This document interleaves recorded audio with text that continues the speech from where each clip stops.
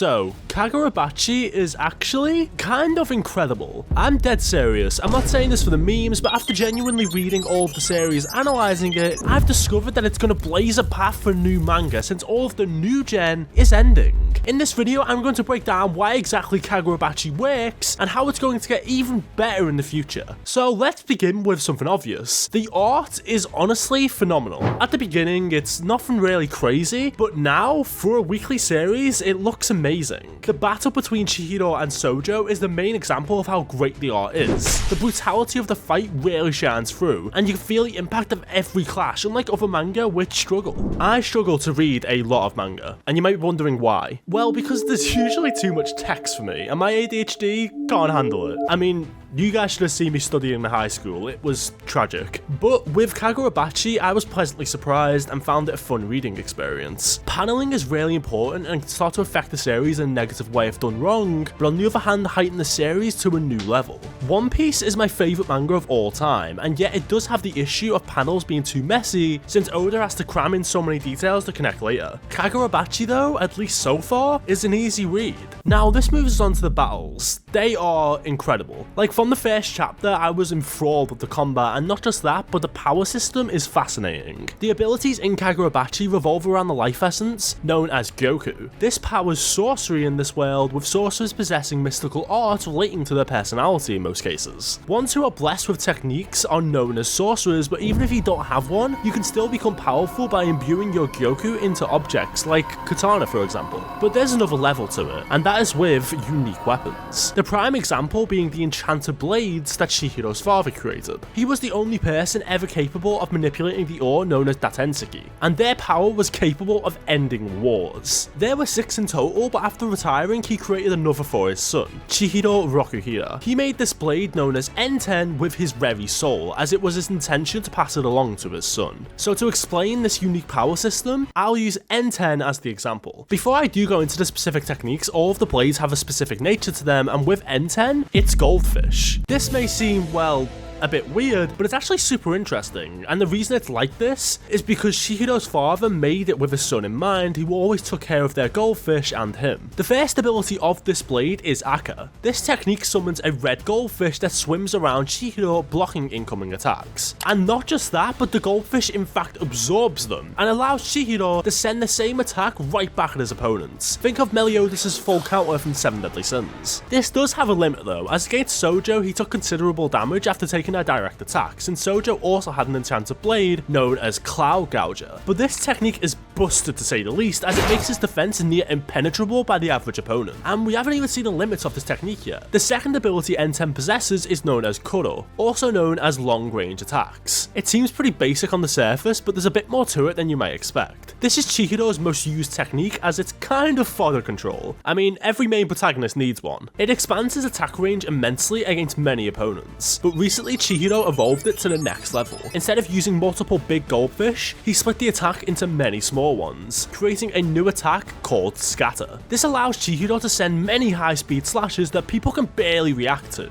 But now moving on to his most powerful ability, known as Nishiki. This summons multiple coloured goldfish that become a cloak for Chihiro, which boosts all of his attacks significantly. So yes, this is the most basic but also most potent of N10's abilities, increasing all of Chihiro's physical attributes to insane levels. Now all of this barely even scratches the surface of the power system in Kagurabachi. This only covers Chihiro's sword, but there are 6 other enchanted blades in the world, and sorcery that I can't delve into here. But if you guys want to see me cover that, make sure to like and subscribe. The swords aren't just powerful on their own though, because even with all of this, it isn't enough to end wars like it was stated, and that's because these blades can evolve based on the user. This is where it's most fascinating to me. Sojo, despite only having Cloud Gouger for a short period, only a week in fact, managed to deepen his understanding of the blade due to accepting that his hero, Kunishige Rokuhira, wasn't who he thought he was, and chose to use the sword for his own purposes and desires. This made the sword more tailored to his own needs compared to Chihiro, who despite being a prodigy didn't manage to evolve N10 until years later. But Why? Well, I think it's because Chihiro's respect for his father's creations ran far too deep, so he never truly saw Enten as his own blade. You don't just get one of these swords and automatically become a monster, you have to be skilled. The user powers the blade, they both go hand in hand.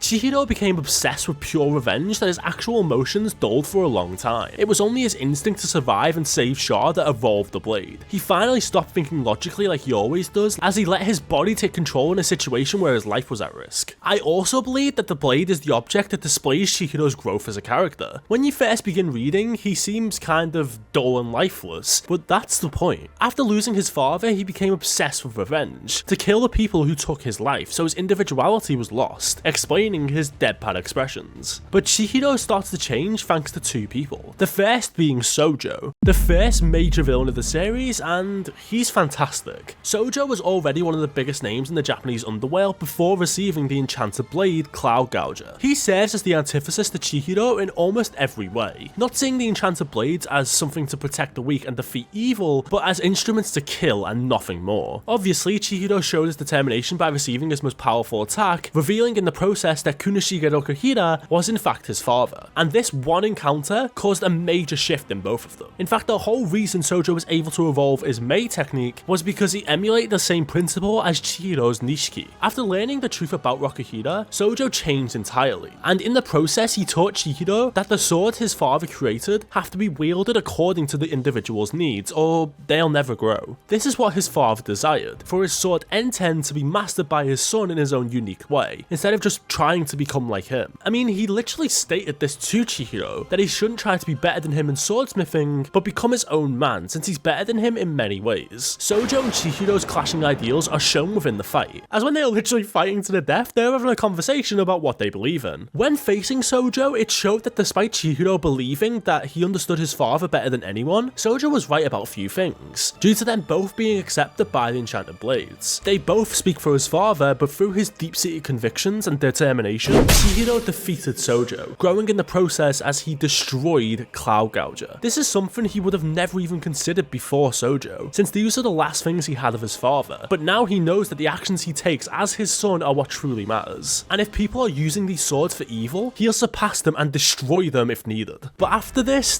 wasn't without consequence, as Chihiro actually lost an arm to win the battle. This is a huge difference to many manga, since, yeah, people may be injured, but there's never really any lasting injuries, but even after the fight is over, Chihiro right now still doesn't have his right arm. This will likely be regrown in time when Char learns to master her power more, but it still serves as a reminder for Chihiro until he grows further, and deepens his understanding of not just his blade, but his own father. Not just that, but outside forces like the Kamunabi also begin to make moves, since Cloud Gouger and Sojo were the only real threat to them, giving the story a seamless transition into the next arc. The whole battle with Sojo, where they deepen their understanding, becoming much more powerful, made some of us realise that the enchanted blades are too strong and shouldn't exist, which I'm sure will bring forth an interesting confrontation with Chihiro later on. Also, more huge forces are introduced to us as it's revealed that Sojo's name was simply being used and there is someone above him. But we need to move on to the next person who changed Chihiro forever, Char. She was intrinsically linked to Sojo, being tracked down by him because of her special ability to regenerate not just her own body, but others as well. He wanted to use this ability to try and control Datenseki, since he wanted to surpass Rokuhira. When Char is first introduced, she says how she's being chased by sorcerers, and needless to say, people are skeptical. Chihiro is the only one who believes her though, once she describes Cloud Gouger way too specifically, but wonders why she's even being chased to begin with. Chihiro was already willing to risk his life without knowing why, as he was likely reminded of how he used to care for his father, and at his core, he's a very compassionate, caring person, and Char is the one who shines his light through him again, despite the darkness he's already went through. Being around Chihiro also makes Char happier like her mother wanted. But once they are attacked by a group of sorcerers, and Chihiro finds out about her abilities, he doesn't treat her any differently than before, making Char realise that she finally has someone she can trust. Now, speaking of her abilities, it can actually show how brutal this manga can be. She has her limbs taken off on many occasions and is tortured intensely alongside her mother. Keep in mind that this is a literal child. Chihiro actually fails to keep her safe from Sojo and his group, which causes her to go through a horrific torture once again. And the reason he failed was because he was too focused on Sojo and his revenge. Plus, hearing his father's name being slandered made him even more distracted. The most comparable character to Char is actually Eri from My Hero Academia, but Char made me me a lot more emotional than Eri, and there are a few reasons for this. The first is because unlike Eri, she actually builds more of a relationship with Chihiro. She's not simply someone to be saved like Eri was from the beginning. As soon as Deku meets her, she's someone he asks to rescue. Chihiro and Char grow closer very quickly, making Chihiro more emotional than ever. So when she's taken, we aren't just sad that a kid is being taken, but someone we actually know, and we can buy why this hits Chihiro so hard. I mean, as I mentioned, she was the one who reminded him of the days when he used to care for his father, and she chose to trust him only for it to backfire on them both. Which brings me on to my next point. The whole plot with Char actually matters. I know that might sound crazy, but Eri doesn't really feel connected to the main story. The whole plot with her served almost no purpose to either the development for Deku or for the story as a whole. Deku has an amazing moment where he cries in front of his friends because he couldn't save her, but it's never really brought up again other than in off comments. And yeah, she's barely in the story apart from when the plot needs her, like to heal people like Mirio later on. Char, on the other hand, is introduced almost immediately in the story. Don't get me wrong, what happened to Eri was tragic, but didn't really affect me emotionally on the same level. The issue with Eri is that she's nothing but tragedy. We never see her happy, and she doesn't have a personality before we see what's done to her by Chisaki. This could have been interesting, but because she's not a major character, we never see her development other than smiling in the music festival. And by the way, recording this arc feeling disconnected, Deku literally went 100% and surpassed All Might against Chisaki, and no one even cared afterwards. So yeah, it just feels like a side plot in a video game. Char makes Chihiro realise that he's not solely living for revenge anymore. He has people he needs to protect, which is what his father taught him to begin with. Losing an arm in the battle to save her meant nothing compared to the pain that she'd gone through. Honestly, I can't go over how unique the actual world is in Kagurabachi either. The author has said he's taken inspiration from both Japanese and Western elements of media, but the best example for me is one of my favourite games, Sekiro. The world of Sekiro is extremely unique and has fascinating powers and abilities, but still manages to keep the Japanese aesthetic to the story, and it was extremely satisfying for everyone worldwide. Kagurabachi fits into the same mold for me. This is just a personal opinion, but I kinda got the same vibe from Kagurabachi. I mean, both Wolf and Chihiro lost an arm. I could go on and on about Kagurabachi, but I want you guys to read it as well, because I've left out a lot. And when you do, let me know what you love about the story so far and what you expect in the future by commenting below. And depending on how this video does, I may begin making Kagurabachi chapter reviews. And if you guys want to see more videos from me, click the video on your screen right now, and I'll see you guys next time.